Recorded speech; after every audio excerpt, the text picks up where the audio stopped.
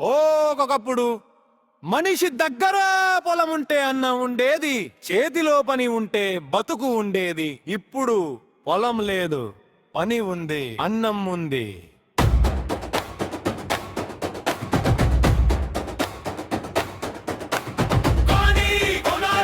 ఇల్లు ఉంది, నీళ్లున్నాయి, జ్ఞానం ఉంది, సమయం ఉంది.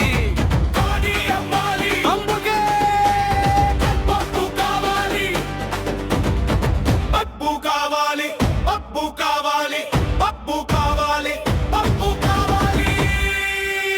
పనికి కనిపించదు,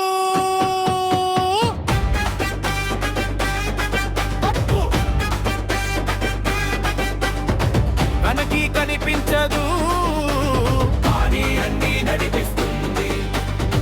తప్పే రాజ్యం, తప్పే రాజ్యం, చేతిలో కాగితం, జీవితంలో ఆజ్ఞం. ఎవడు పని చేస్తాడో డబ్బు నిర్ణయిస్తుంది, ఎవడు పని చేయడో డబ్బు నిర్ణయిస్తుంది, ఎవడు ఎక్కడ ఉంటాడో డబ్బు నిర్ణయిస్తుంది,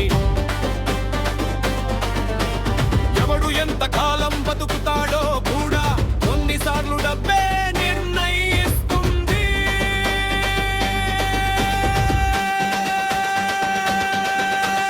డబ్బు మొదట పుట్టింది మనిషిని మోసం చేయడానికి కాదు.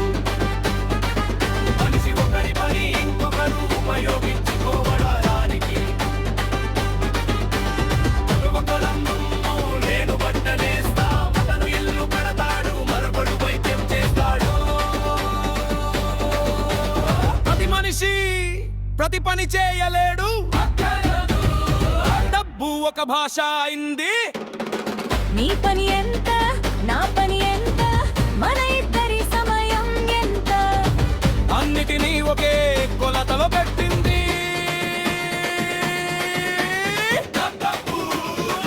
అక్కడ తప్పేముంది? ఏమీ లేదు. అసలు సమస్య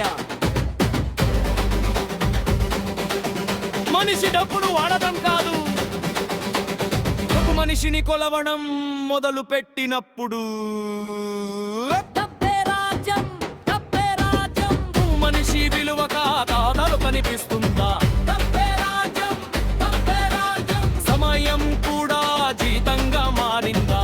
తప్పే రాజ్యం, తప్పే రాజ్యం. నాకు కారు కావాలి, పప్పు, ఇల్లు కావాలి, పప్పు, పిల్లాడి చదువు పప్పు, మరయిచ్చావు. పప్పు, గడిపి కబబ్బు, ప్రయాణం పప్పు కాదు.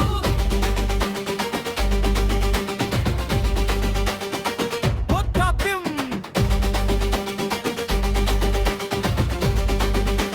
చమకి కూడా హజ్జే. అప్పుడు ఎవరైనా అడిగితే పప్పు ముఖ్యమా? ఏం సమాధానం చెప్పాలి? ముఖ్యం కాదు అని చెప్తావా? నీ జీవితమే అవును అంటుంటే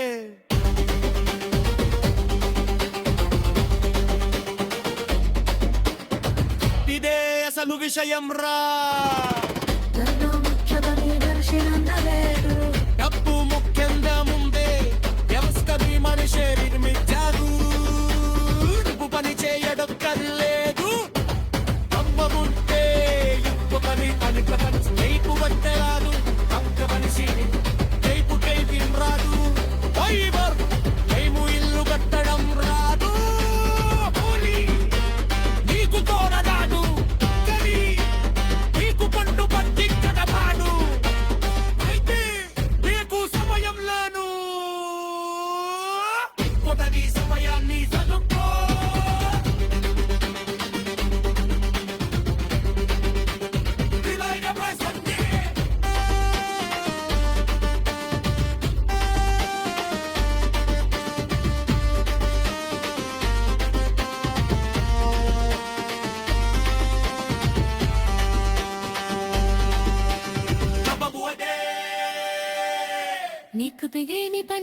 తీసినవాడి చేత చేయించుకునే శక్తి